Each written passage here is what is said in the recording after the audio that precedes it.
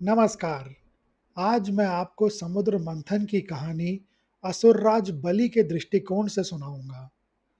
मैं प्रहलाद का पौत्र बलि केवल शक्ति से नहीं बल्कि धर्म और न्याय के बल पर शासन कर रहा था। मेरे राज्य में असुरों ने वह अनुशासन और मर्यादा प्राप्त कर ली थी जो कभी देवताओं की पहचान हुआ करती थी। हमने अपनी भुजाओं के बल पर ही नहीं बल्कि अपने चरित्र के उत्थान से भी स्वर्ग के सिंहासन पर अपना अधिकार सिद्ध किया था। उसी कालखंड में देवराज इंद्र ऐश्वर्य और सत्ता के मद में अंधे हो चुके थे। वे भूल गए थे कि पद और प्रतिष्ठा सदैव के लिए नहीं होते, बल्कि वे कर्मों के अधीन होते हैं। एक बार जब महर्षि दुर्वासा ने उन्हें ब्रह्मलोक से प्राप्त दिव्य पारिजात की माला भेंट की, तो इंद्र ने उसे तुच्छ समझकर अपने हाथी ऐरावत के मस्तक पर रख दिया। हाथी ने मदमस्त होकर उस माला को पृथ्वी पर फेंक कर कुचल दिया। यह केवल एक माला का अपमान नहीं था, बल्कि यह साक्षात लक्ष्मी और उस परम शक्ति का तिरस्कार भी था। महर्षि दुर्वासा का क्रोध प्रलय के समान था। उन्होंने इंद्र को शाप दिया कि जिस ऐश्वर्य के अहंकार में तुम इतने अंधे हो गए हो, वह तुम्हें और समस्त देवलोक को छोड़कर चला जाएगा। शाप का प्रभाव तत्काल और अत्यंत विनाशकारी था। देखते ही देखते स्वर्ग की आभा फीकी पड़ने लगी। लक्ष्मी, जो वैभव और सौभाग्य की देवी हैं, स्वर्ग का परित्याग कर क्षीर सागर की गहराइयों में विलीन हो गईं। देवता अब शक्तिहीन और श्रीहीन हो चुके थे। वे असहाय होकर ब्रह्मांड में भटकने लगे, जबकि असुरों का साम्राज्य फल फूल रहा था। भगवान विष्णु ने देवताओं को समझाया कि इस समय असुरों से युद्ध करना आत्मघाती होगा। उन्होंने देवताओं को कूटनीति का पाठ पढ़ाया और सुझाव दिया कि वे मेरे पास, असुरराज बाली के पास आकर संधि का प्रस्ताव रखें। मेरे राज दरबार में जब इंद्र का आगमन हुआ, तो उनके चेहरे पर वह तेज नहीं था, बल्कि केवल पराजय की ग्लानि और स्वार्थ की एक बारीक लकीर थी। जब देवराज इंद्र ने अपनी दीनता को त्याग कर अमृत की चर्चा छेड़ी, तो पूरे कक्ष में एक क्षण के लिए सन्नाटा छा गया। देवताओं ने बड़े ही चतुर ढंग से क्षीर सागर की गहराइयों में छिपे उस पदार्थ का वर्णन किया जिसे चखने मात्र से मृत्यु का भय सदैव के लिए समाप्त हो जाता है। उन्होंने तर्क दिया कि यदि हम, असुर और देवता, मिलकर प्रयास करें तो हम न केवल अमृत प्राप्त कर सकते हैं, बल्कि इस संसार के समस्त ऐश्वर्य और ज्ञान के स्वामी भी बन सकते हैं। यह प्रस्ताव इतना आकर्षक था कि मेरे श्रेष्ठ योद्धाओं और मंत्रियों की आंखों में भी एक नई चमक उभर आई थी। मेरे गुरु शुक्राचार्य उस समय मेरे बगल में ही विराजमान थे। उनकी सूक्ष्म दृष्टि देवताओं के इस मोहक जाल के पीछे छिपे स्वार्थ को देख पा रही थी। उन्होंने मुझे एकांत में ले जाकर अत्यंत गंभीर स्वर में सचेत किया। वत्स बलि, देवताओं की वाणी शहद जैसी मीठी अवश्य है, परंतु उनके हृदय में विष भरा है। वे तुम्हें श्रम की अग्नि में झोंककर स्वयं उस अमृत का पान करना चाहते हैं। गुरुदेव की यह चेतावनी सत्य थी, परंतु एक महाराजा के रूप में मेरे भीतर भी एक महत्वाकांक्षा ने जन्म ले लिया था। मैंने सोचा कि यदि असुर अमर हो गए, तो फिर कोई भी शक्ति हमें इस ब्रह्मांड के सर्वोच्च सिंहासन से नहीं हटा पाएगी। मैं अपने कुल के गौरव को शाश्वत बनाने के मोह में पड़ गया था। अंततः उस कूटनीतिक संधि की शर्तें तय की गईं। यह एक ऐसा समझौता था जिसे इतिहास में देवासुर संधि के नाम से जाना जाता है। तय यह हुआ कि मंथन का कठिन और श्रम साध्य कार्य दोनों पक्ष मिलकर करेंगे और प्राप्त होने वाले अमृत को बराबर के दो भागों में विभाजित किया जाएगा।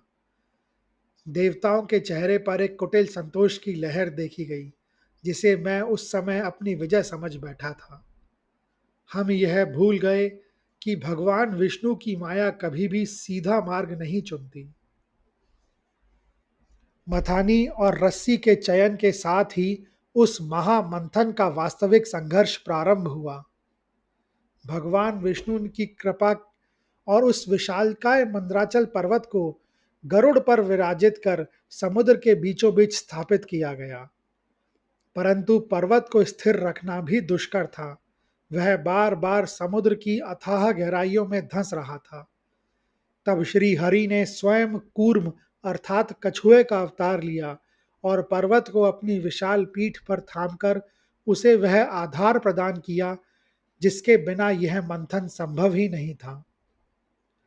रस्सी के रूप में नागराज वासुकी को लाया गया और यहीं से देवताओं की उस कूटनीतिक चाल का अगला चरण आरंभ हुआ जिसने हम असुरों के पुरुषार्थ का परीक्षण किया। देवताओं ने बड़ी चतुरता से पहले वासुकी के मुख की ओर खड़े होने का स्वांग रचा, जिसे देखकर हम असुरों के भीतर का अभिमान जागृत हो उठा।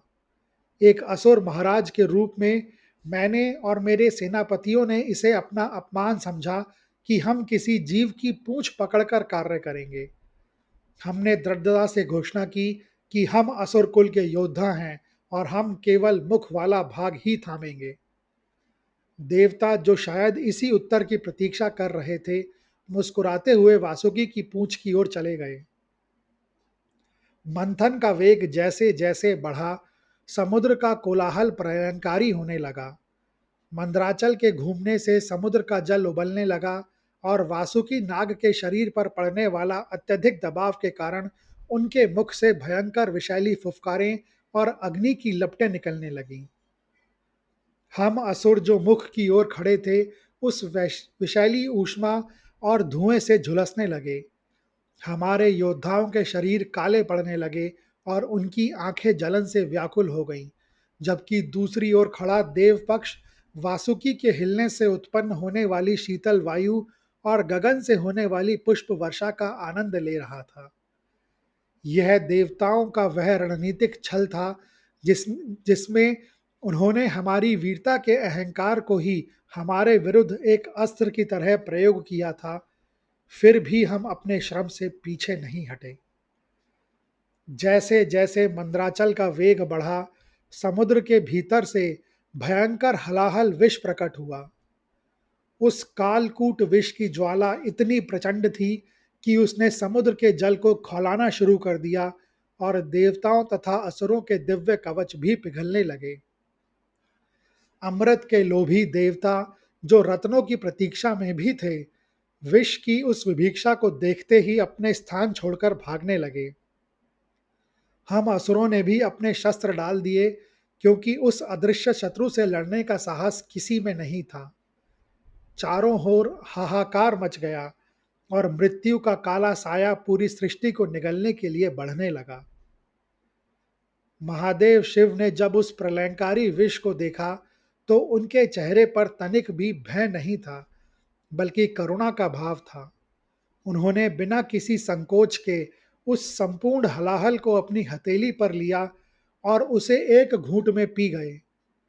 यह देख मां पार्वती ने तत्काल उनके कंठ को स्पर्श किया, ताकि वह विष शरीर के नीचे ना उतरे। वह विष इतना शक्तिशाली था कि उसने महादेव के कंठ को नीला कर दिया, जिससे वे नीलकंठ कहलाए।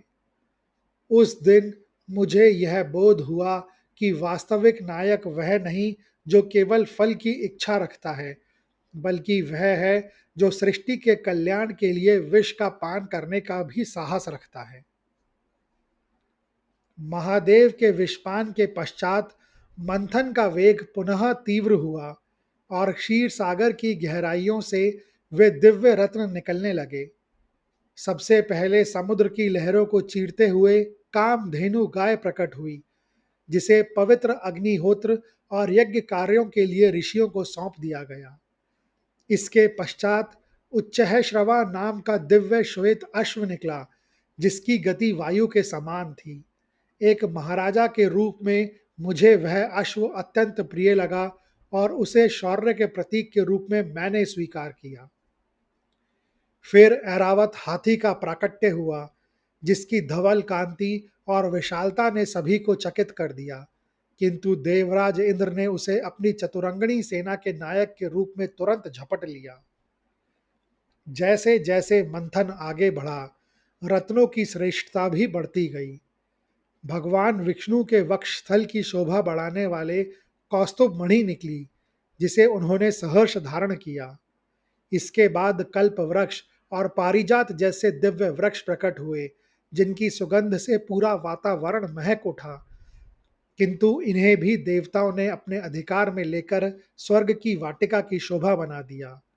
रंभा और अन्य अप्सराएं भी समुद्र से निकली, जिन्होंने अपनी कला और सौंदर्य के लिए देवलोक का मार्ग चुना। असुर के रूप में हम यह देख रहे थे कि हमारे अथक श्रम के निकलने वाले श्रेष्ठ रत्न एक एक करके देवताओं की झोली में जा रहे थे। फिर भी हम संधि की मर्यादा के कारण मौन रहे। अंततः वह क्षण आया जब साक्षात महालक्ष्मी प्रकट हुई। उनके चरणों की धमक से समुद्र का कोलाहल शांत हो गया और पूरी सृष्टि में एक अपूर्व शांति छा गई। हम असुरों को एक पल के लिए यह आशा हुई कि शायद अब हमारे भाग्य का सूर्य चमकेगा और सौभाग्य की देवी हमें अपना आशीर्वाद देंगी। किंतु माँ लक्ष्मी ने असुरों की ओर दृष्टि तक नहीं डाली और सीधे श्री हरि विष्णु के पास जाकर उनका वर्ण किया। एक राजा और योद्धा के रूप में मुझे यह देखकर गहरी पीड़ा हुई थी कि शक्ति और श्रम हमारा था, परंतु श्री अर्थात संपदा और ऐश्वर्य ने अंततः नारायण को ही चुना। समुद्र की लहरों का कोलाहल और मंद्राचल का घर्षण अब अपने चरम पर था। तब वह क्षण आया जिसकी प्रतीक्षा में त्रिलोक अपनी सांसें थामे खड़ा था। समुद्र की गहराई से आयुर्वेद के आदि देव भगवान धन्वंतरी प्रकट हुए। उनके हाथों में वह स्वर्ण कलश था जिसमें वह दुर्लभ अमृत सुरक्षित था। अमृत को साक्षात अपने सामने देखकर संयम और अनुशासन ढह गया। मेरे साथी असुर, जो पहले ही रत्नों के बंटवारे में देवताओं द्वारा किए गए उपेक्षा से भीतर ही भीतर सुलग रहे थे, अब और प्रतीक्षा करने के पक्ष में नहीं थे। जैसे ही धन्वंतरी के चरण समुद्र तट पर पड़े, असुरों के बीच एक तीव्र हलचल हुई। संधि की मर्यादा और मेरे आदेशों की अवहेलना करते हुए अंधक और अन्य शक्तिशाली असुर योद्धा बिजली की गति से आगे बढ़े। जहां एक ओर देवगण विस्मय और आशा से जड़ थे, वहीं दूसरी ओर असुरों ने एक झटके में धन्वंतरी के हाथों से वह स्वर्ण कलश छीन लिया। पूरे तट पर हाहाकार मच गया। देवता भयभीत होकर चिल्लाने लगे और अपने शस्त्र उठाने लगे, जबकि असुर अमृत कलश को लेकर सुरक्षित स्थान की ओर भागने का प्रयास कर रहे थे। असुरों के बीच अमृत कलश को लेकर मचे उस प्रलयंकारी कोलाहल के बीच अचानक एक ऐसी दिव्य शांति छा गई जिसकी कल्पना किसी ने नहीं की थी। हमारे सामने एक ऐसी सुंदरी प्रकट हुई थी जिसका सौंदर्य इस नश्वर संसार का था ही नहीं। वह मोहिनी थी। उसकी कांति शरद पूर्णिमा के चंद्रमा को लज्जित कर रही थी और उसके चरणों की थिरकन से एक ऐसा सम्मोहन पैदा हुआ जिसने बड़े बड़े तपस्वियों के संयम को क्षण भर में धूल धर से दूसरित कर दिया होता। उसकी आंखों में वह जादू था जो वीरता और विवेक दोनों को एक साथ बांधने की शक्ति रखता था। मोहिनी ने अपनी मधुर और कोकिल कंठवाणी से हम असुरों को संबोधित किया। उसने अत्यंत प्रेम और आदर के साथ कहा, हे महान असुर वीरों, आप तो महर्षि कश्यप की श्रेष्ठ संतानें हैं। फिर इस साधारण कलश के लिए आपस में इस प्रकार का कलह क्यों? आपकी वीरता और धैर्य तो त्रिलोक में विख्यात है। यदि आप मुझ पर विश्वास करें तो मैं अपनी देख-रेख में इस अमृत का न्यायोचित बंटवारा कर सकती हूँ, ताकि किसी के साथ अन्याय ना हो। विनाश काले विपरीत बुद्धि। मेरे मंत्री और सेनापति, जो देवताओं की हर चाल को भांप लेने का दावा करते थे, उस सुंदरी के रूप और वाणी के जाल में ऐसे फंसे कि उन्होंने स्वेच्छा से वह दुर्लभ अमृत कलश उसे सौंप दिया। उस चतुर सुंदरी ने समुद्र तट पर दो पृथक पंक्तियां बनाई। एक ओर समस्त देवता बैठे और दूसरी ओर हम असुर। उसने देवताओं की पंक्ति से अमृत पिलाना प्रारंभ किया। वह नाचती गाती और अपनी मधुर बातों से हमें इस प्रकार बहलाती रही कि हमें समय और स्थिति का भान ही नहीं रहा। देवताओं की पंक्ति में मोहिनी द्वारा अमृत वितरण का कार्य अत्यंत कुशलता से चल रहा था, किंतु असुरों की पंक्ति में बैठा सिंहिका का पुत्र राहु उस चकाचौंध से पूरी तरह भ्रमित नहीं हुआ था। उसे मोहिनी के अति मानवीय सौंदर्य और देवताओं के चेहरे पर आती विजय की मुस्कान में किसी गहरे षड्यंत्र की गंध आ रही थी।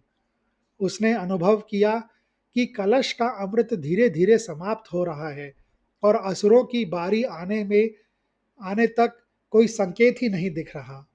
अपनी तीक्ष्ण बुद्धि और मायावी शक्ति का प्रयोग करते हुए राहु ने चुपचाप अपना रूप बदला और देवताओं जैसा वेश धारण कर सूर्य और चंद्रमा के मध्य जाकर बैठ गया।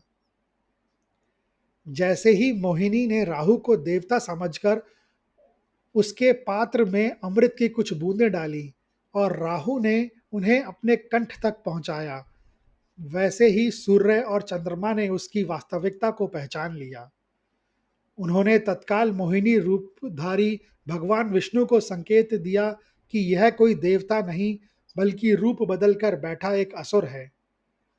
सत्य के उजागर होते ही विष्णु ने क्षण भर भी विलंब नहीं किया और अपने सुदर्शन चक्र का आवाहन किया।